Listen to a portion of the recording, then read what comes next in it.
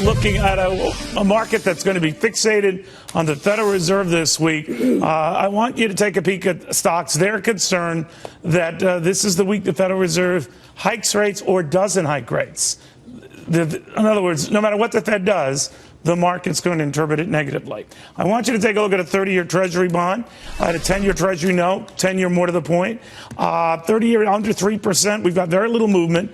Yield on now at 10 years at around 2.18%. So interest rates are already very, very low. But here's something that just got the market worried, even though it's very good news for Apple. Pre-orders for this new 6S off the charts, we're told. In fact, they think it will set a pace higher than the original 6. So that means that there's obviously built up consumer demand, a busy consumer sentiment that's building for more buying. And so, well, we have room to hike interest rates. We've got David Stockman here because he's been following this better than anyone I know and worrying about it more than anyone I know. And the trouble David sees with those candidates on the right and the left, no one seems to be worried about the underpinnings that don't look good, like that nearly $19 trillion in debt that is ballooning. Mr. Stockman, our special guest for the opening segment. Good to see you. Glad to be here. You know, you were right. I was thinking of you, not Donald Trump, not any of the premier candidates, much talking about that time bomb.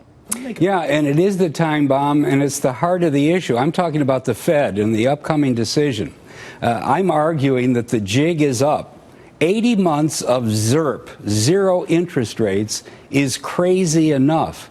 It's time for the Fed to stop its wretched jihad against the savers and retirees of America. And do what? And allow the market to find an interest rate that makes sense. There are savers out there, millions. There are borrowers out there, millions. Let them figure out the right rate, not 12 people sitting on the federal FOMC. You're not a fan of the Federal Reserve, but the market controls the market rates, right? And the market seems to have surmised that inflation isn't a problem. Rates don't need to go higher. What do you say? Zero interest rates are crazy under any circumstances, regardless of inflation, because it says the cost of money for 7 years running is free. That can't be true.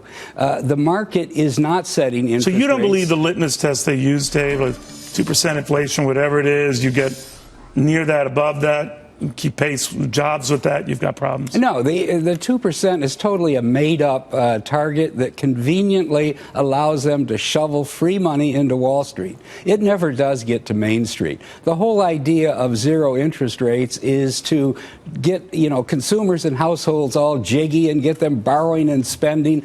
But that doesn't work anymore because we're at peak debt. Households have $13 trillion of debt. 90% of households are tapped out. They can't borrow regardless of the interest rate. Same with So if you start raising it, doesn't that make that situation even worse? Well, it's fair to savers. We can't solve this economy by picking sides at the Fed between savers and borrowers and say we're going to keep it at zero for borrowers forever. Well, you're not saying that the Federal Reserve should be at the behest of savers or debtors, right? It shouldn't be. It should be neutral, and it shouldn't be intruding in such massive way into the financial market.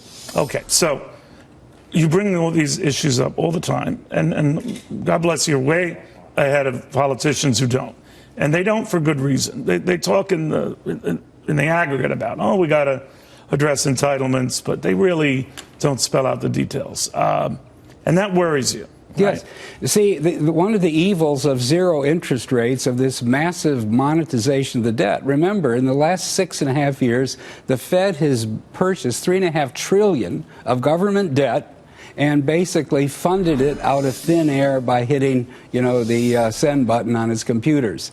Now, what that has done is made interest rates so cheap that the politicians in Washington think they can kick the can indefinitely because even $19 trillion of national debt practically today doesn't cost very much to carry.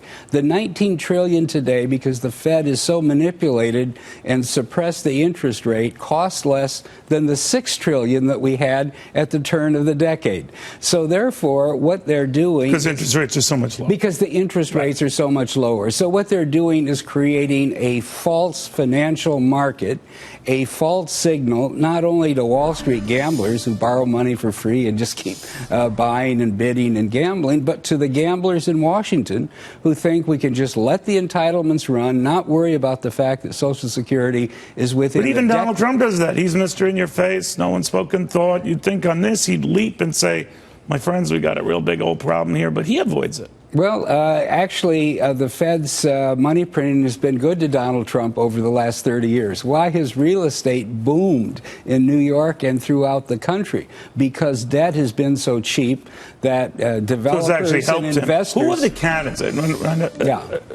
impresses you the most when it comes to at least recognizing this problem? You know, it's really sad to say there's a debate of 17 of them coming up, and not one of them is focused on the true evil in the system, which is a rogue central bank that's destroying free market capitalism. Well, leaving that aside, I mean, I think Rand Paul's been a little critical of the Federal Reserve. Rand Paul did a good job of addressing that. Right, but Chris Christie has talked separately about Social Security, that soon you might have to means test it, raise the retirement age, that sort of thing. Okay, those guys are about the closest I can think. I agree with you. There have been little dribs and drabs here and there. But until you get to the heart of the matter that we're going bankrupt fiscally, and we have to address that now, not down the road, that interest rates eventually are going to normalize. You can't have free money forever. I hear that a lot, Dave, but what is normalized? I mean, 0% now, what should normalized rates? Well, I mean, historically, interest rates have been from 2 to 4% above the inflation rate.